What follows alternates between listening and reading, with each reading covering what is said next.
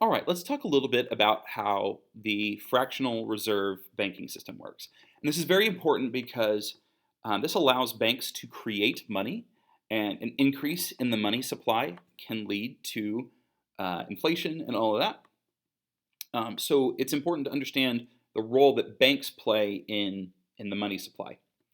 Um, so let's start off with an example where we have a 50% reserve ratio. Okay. So banks are going to be required to keep 50% of their liabilities in reserves. Okay? You see, banks have something called assets and liabilities on what's called their balance sheet. Okay? They have to keep their assets and liabilities completely balanced. And again, they have to keep, in this case, 50% of their liabilities in assets, or sorry, in reserves. Um, So at the beginning of this scenario, we have the bank has no assets, no liabilities. And then Jim comes in with $100. Okay, so he's got like a $100 bill, and he goes to the bank and says, "Here's my $100 bill. I would like to deposit this in the bank." So the bank says, "Okay, we're going to put your $100 in reserves." And now you have $100 in your bank account. So now he can swipe his debit card, he can write a check. Um, so these reserves go out of the money supply, and these deposits enter the money supply. So we still have $100 in our money supply. But now the bank has all of this money in reserves. So if it has $100 in reserves, it goes, okay, I only need to keep 50% of what I owe in liabilities in reserves. So 100 is 50% of 200. So it can have up to $200 in deposits, in IOUs. Okay? So what it does is it loans out another $100, not in currency, but in basically bank IOUs. Okay? So it owes $100 more dollars. So now this reserves is not out in the world. They have these loans, but there's $200 worth of IOUs floating around. And there's only $100 in reserves.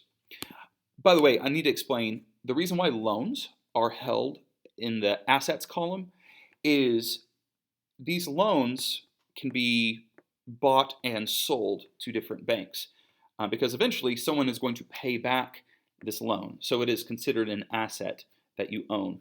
So the reserves are considered an asset and the loans are also considered an asset. So these liabilities and these assets balance, but there is more money in the money supply. Now let's look at another example where the reserve ratio is 10%. And Jim again has $100 in his pocket. And he deposits it in the bank and it goes into reserves. And now he has money in his account. But the bank doesn't have to hold all of those reserves. It can actually owe more money than that. So what it does is it shoots out $900 worth of loans. So now the bank owes $1,000, but it only holds $100 in reserves. So now the money supply has shot up to $1,000. Now again, someone could come back the very next day and say, "Hey, I want all of my money. I want it right now." And the bank would not be able to cover it. But in the real world, you've got a lot of people who all have their money in the bank, and they're not coming in every day asking for their money.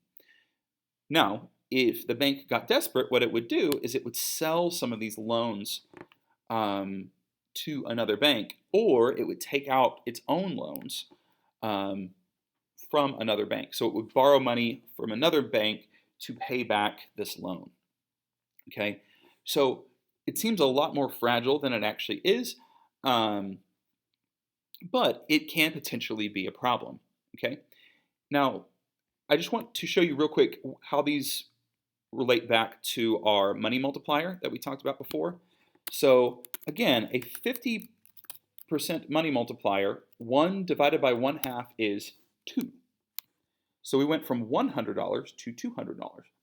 Now, it won't always max out like that. Banks don't always, loan out every single cent that they can. Okay. Um, let's go ahead and do this again with a 10% money multiplier. Well, 1 divided by 0.1, okay, by 1/10 is 10, which is why our money multiplied by 10.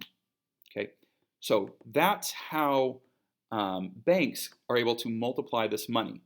Okay, they can't just make infinite money. They have to keep a certain amount in reserves, and they're always liable for someone coming in and uh,